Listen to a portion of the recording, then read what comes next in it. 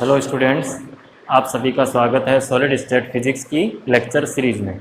पिछले लेक्चर में हमने क्रिस्टल की पोटेंशियल एनर्जी निकाली थी, जिसको हमने क्रिस्टल एनर्जी डिफाइन किया था, जिसका मान हमारा ये आया था U is equal to minus K alpha E square 1/r minus rho upon are naught square exponential power minus are naught upon rho आया था। और यहाँ पे हमारे पास एक अननोन वेरिएबल है रो, जिसको हमने प्रतिकर्षी घातांक कहा था। इसकी वैल्यू हमें चाहिए, तो इसकी वैल्यू के लिए हम आज निकालते हैं इसकी वैल्यू क्रिस्टल की संपीड्यता के द्वारा। तो क्रिस्टल की संपीड्यता है, उसको हम बीटा से रिप्रेजेंट करते हैं, जिसकी वैल्यू कितनी होती है -1/v dv अपॉन dt। ये हमारी क्या होती है, क्रिस्टल की संपीड्यता होती है। अगर मैं इसका रिवर्स कर लेता हूँ 1/बीटा, तो ये कितना आ जाएगा -v dp अपॉन dv। इसको समीकरण 1 कर देते हैं।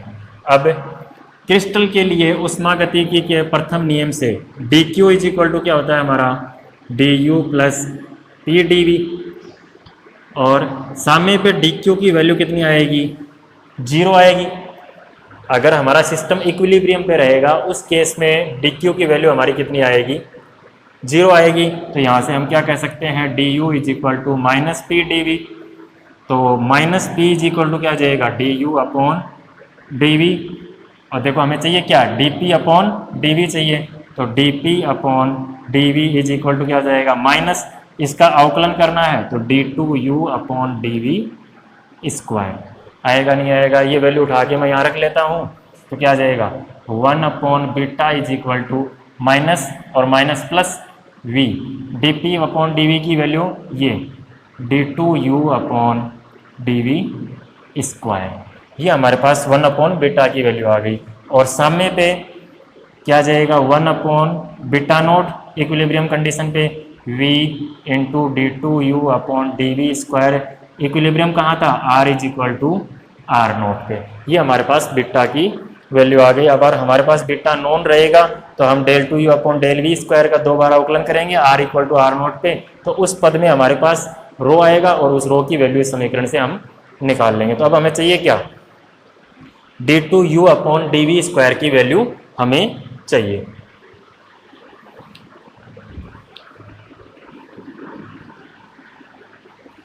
अब आप जो हमने u की वैल्यू निकाली है, उस वैल्यू को आप देखोगे तो आपको पता चलेगा कि u हमारा फंक्शन किसका है, r का, और यहाँ अवकलन किसके सापेक्ष हो रहा है, v के सापेक्ष।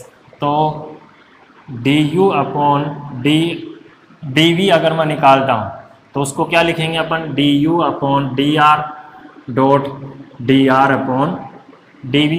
हमें क्या चाहिए, डबल डेरिवेटिव चाहिए इसका, तो d2u upon dv square is equal to, इसका डबल डेरिवेटिव कर रहे हैं अपन, तो आगे वाले जो इस टर्म है इसका अपन v के रिस्पेक्ट में अवकलन करेंगे। तो पहले पद का करता हूँ मैं, तो d2u upon dr square dot dr upon dv into second term हमारा कांस्टेंट है, प्लस फर्स्ट टर्म को कांस्टेंट कर लिया हमने du अपॉन dr, और सेकेंड का अवकलन करना है v के रिस्पेक्ट में, तो क्या आ जाएगा d2r अपॉन dv स्क्वायर।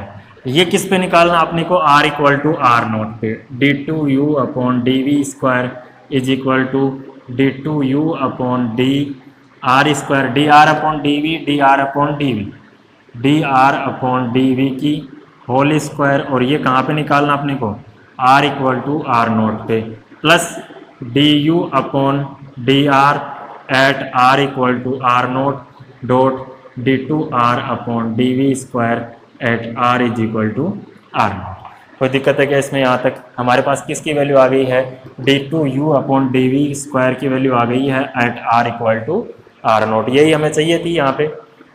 लेकिन अब हमने देखा था कि du अपॉन dr इक्विलिब्रियम पे इसकी वैल्यू क्या आई थी, du upon dr at r equal to R naught. आपको याद हो तो हमने डिफाइन किया था du upon dr at r equal to R naught is equal to 0, ये डिफाइन किया था, और उसी की सहायता से हमने b की वैल्यू निकाली थी।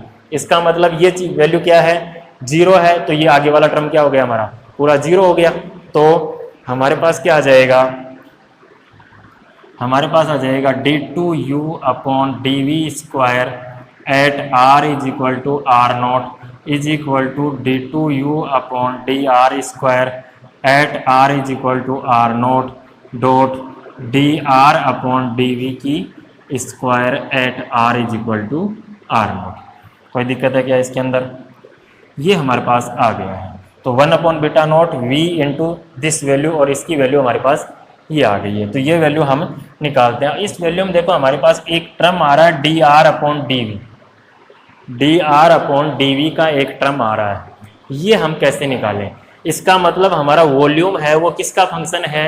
रेडियस का फंक्शन है। अब इस डायग्राम पे हम आते हैं। इस डायग्राम में देखो ये जो जैसा दिखाई दे रहा है वैसा है नहीं। ये हमारा Cl माइनस है और ये Na प्लस है।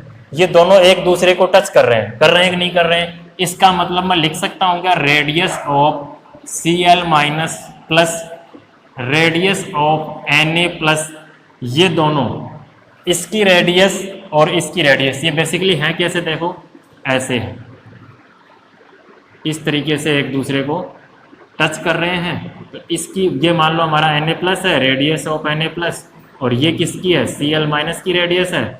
इन दोनों की जो दूरी है वो r0 के बराबर है कि नहीं है? और हमारी जो ये पूरा क्यूब है, क्यूब की जो साइड है वो हमारी कितनी है? अगर a हो तो इस क्यूब का वॉल्यूम कितना आएगा? इस क्यूब का घन का आयतन हमारा कितना आएगा? a क्यूब आएगा कि नहीं आएगा? और हमारे पास यहाँ से ये भी पता चल रहा है कि ये r0 है, ये किसके बराबर है? a/2 के बराबर है कि नहीं है? r0 हमारा किसके बराबर है? ये r0 है, ये पूरा a है तो a/2 के बराबर है। तो यहाँ से मैं लिख सकता हूँ क्या? a is equal to 2r0। तो घन का आयतन कितना आ जाएगा? 2r0 की क्यूब। ये क्या है? इस घन का वॉल्यूम v है कि नहीं है? इस पूरे घन का वॉल्यूम है 2r0 की क्यूब के बराबर है। अर्थात मैं लिख सकता हूं क्या? v is equal to 8r0 की क्यूब। लिख सकते हैं या नहीं लिख सकते हैं? अगर मेरे को आप ये बताओ, ये है हमारा इस पूरे घन का आयतन, लेकिन अगर इस घन के अंदर कितने NaCl एटम हैं वो हमें चाहिए। कितने हैं? बेसिकली जो हमारा NaCl क्रिस्टल होता है वो 2 FCC लैटिस होते हैं। इसमें क्या होते हैं? 2 FCC लैटिस हैं, वो जुड़े रहते हैं। तो एक FCC लैटिस में कितने एटम होते हैं? 4 होते हैं। तो 2 FCC लैटिस में कितने एटम हो गए? 4 + 4 इज इक्वल टू 8। इसका मतलब NaCl के कितने परमाणु हो गए? अणु हो गए, क्योंकि NaCl के अंदर 2 परमाणु होते हैं, एक Na और एक Cl है, और ये हमारे इस एक यूनिट सेल में है।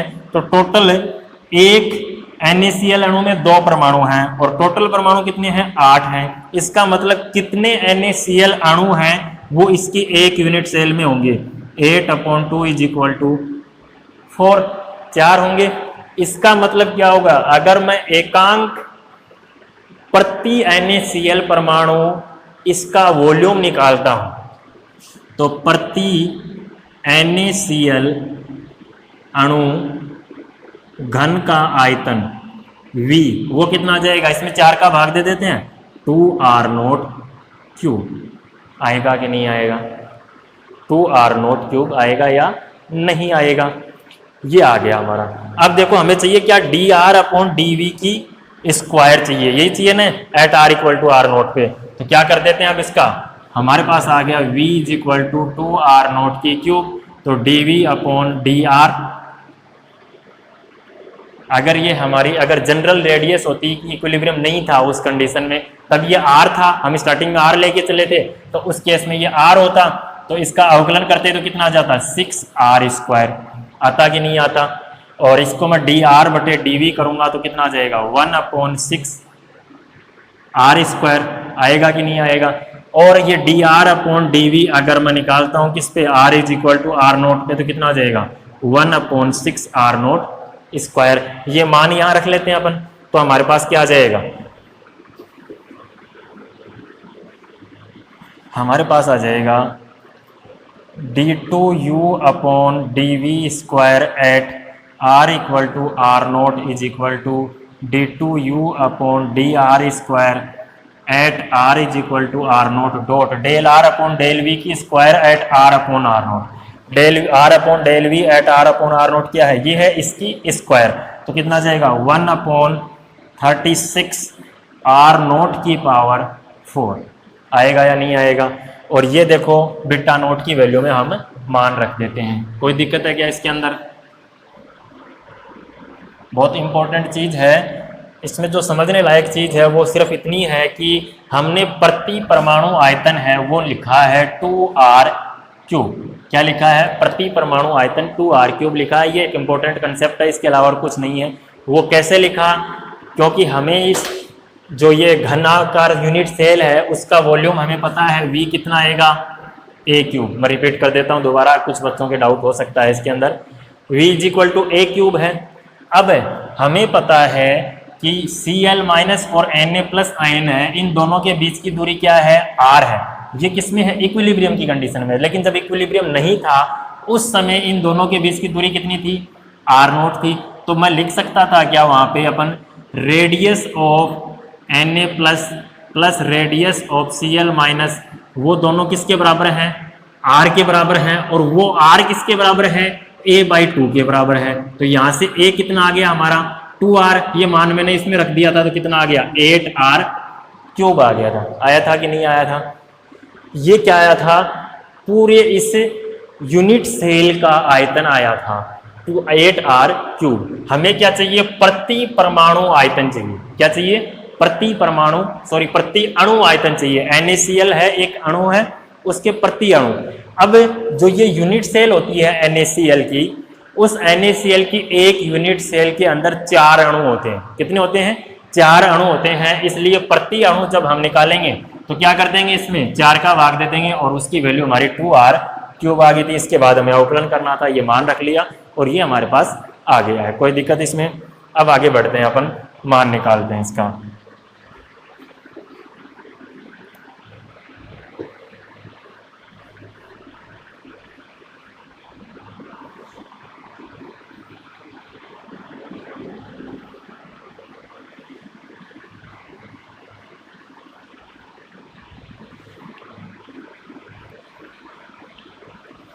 देखो हमें किसकी चाहिए वैल्यू? अब 1 upon beta naught is equal to v into del u upon del v square at r equal to R naught, जिसकी वैल्यू क्या है? ये है। कितनी है? v अपॉन 36 r नोट की power 4 into d2u upon D R square at r is equal to R naught. यहाँ से हमारे पास क्या आ जाएगा? प्रतिकर्षी घातांक की वैल्यू आएगी। कहाँ से आएगी? अब हमारे पास u की वैल्यू ये रही है कि नहीं है? इस u का क्या करना है? हमें अवकलन करना है। कहाँ पे? r equal to R naught पे डबल डेरिवेटिव। तो उस समीकरण का मैं पहले अवकलन कर लेता हूँ। du upon D r is equal to, ये पहला term constant minus k alpha e square, ठीक है। 1 अपॉन आर का अवकलन माइनस 1 अपॉन आर स्क्वायर, ठीक है, minus rho upon are naught square, तो कॉन्स्टेंट क्वांटिटी है। ई की पावर माइनस एक्स का अवकलन क्या होता है? ई की power minus are naught upon rho, और माइनस आर अपॉन रो का अवकलन करेंगे क्या आएगा? Minus 1 upon rho. कोई दिक्कत है क्या? इस रो से ये रो कैंसिल हो गया, माइनस माइनस क्या हो गया? प्लस हो गया, ठीक है। तो ये हमारे पास आ गया minus K alpha E square into minus 1 upon R square minus minus plus 1 upon are naught square E की power minus are naught upon rho. कोई दिक्कत है क्या इसमें? ये हमारे पास आ गया d2u अपॉन डी आर। अब हमें क्या चाहिए? d2u upon D R square, तो इसका एक बार और अवकलन कर देते हैं। d2u upon D R square is equal to minus K alpha E square, इसका अवकलन करते हैं। माइनस 1 अपॉन आर स्क्वायर का अवकलन क्या आएगा? माइनस 1 तो ऑलरेडी है, 1 अपॉन आर स्क्वायर का अवकलन क्या होता है? Minus 2 upon r cube plus 1 upon are naught square, ठीक है। ई की पावर, इसका अवकलन कर लेता हूं मैं, तो ई की power minus are naught upon rho, और इसका करेंगे तो क्या आएगा -1/रो, गुणा में आ जाएगा हमारे पास। तो ये वैल्यू कितनी आ गई, d2u/dr² is equal to -k∆e², तो बाहर चल ही रहा है अपना, और ये माइनस माइनस प्लस 2/r³ और ये -1/r0², और क्या है रो e⁻⁻r-r0/रो। कोई दिक्कत है क्या इसमें? ये हमारे पास किसकी आई है, d2u/dr² की वैल्यू आई है। हमें किस पे चाहिए ये वैल्यू, यहां से देखो r is equal to r0 पे, तो इसमें r की जगह क्या रख देते हैं r0, तो d2u/dr² at r is equal to r0 is equal to -k∆e², 2/r0³ -1/रो r0² e⁻r0 0, e⁻0 की वैल्यू 1, तो ये हमारे पास इसकी वैल्यू आ गई है, जिसको मैं लिख सकता हूँ क्या, इज इक्वल टू -k∆e²/r0 की क्यूब, मैं कॉमन ले लूँ, ठीक है। तो ये तो क्या बचेगा, फर्स्ट टर्म तो बच जाएगा 2 माइनस दूसरे टर्म में मैंने क्या निकाल लिया, r0 की क्यूब कॉमन निकाली है, तो क्या आएगा r0/रो आएगा। आएगा कि नहीं आएगा? ये वैल्यू उठा के अपन यहां रख लेते हैं, इसको मैं समीकरण ए बोल देता हूं, ये समीकरण बी बोल देते हैं। तो समीकरण बी से मान समीकरण ए में रखने पर, समीकरण बी से मान समीकरण ए में रखने पर रखो, देखें 1/β0 is equal to v/36r0⁴ into क्या है -k∆e²/r0³ 2 r0/रो। यहां से हमारे पास किसकी वैल्यू आएगी, प्रतिकर्षी घातांक रो की वैल्यू आएगी, क्योंकि अब हमारे पास सिर्फ और सिर्फ एक अननोन वेरिएबल है, वो रो है। r0 इक्विलिब्रियम पे डिस्टेंस है जो हमें पता रहेगी, β0 क्या है, क्रिस्टल की संपीड़ितता है, उसको भी हम ज्ञात कर सकते हैं, v क्या है, वॉल्यूम है, वो भी हमें पता है, तो ये सारे मान हम निकाल सकते हैं। तो यहाँ से हम v की वैल्यू वापस भी पुट कर सकते हैं, जो हमने यूज की थी क्या 2r0³, वो फिर रख सकते हैं यहाँ पे, और इससे क्या आ जाएगा, हमारा प्रतिकर्षी घातांक की वैल्यू आ जाएगी। इसी प्रकार से अगर आप कौन सी समीकरण यूज करते, जो दूसरी समीकरण आई थी आपकी, जब आपने u repulsive is equal to b/r⁴n लिया था, तब अपने पास u आई थी क्रिस्टल एनर्जी, उसका 2 बार डेरिवेटिव करके और यहाँ रखोगे तो वहाँ से किसकी वैल्यू आ जाएगी, आपकी n की वैल्यू आ जाएगी। तो ये है हमारा प्रतिकर्षी घातांक की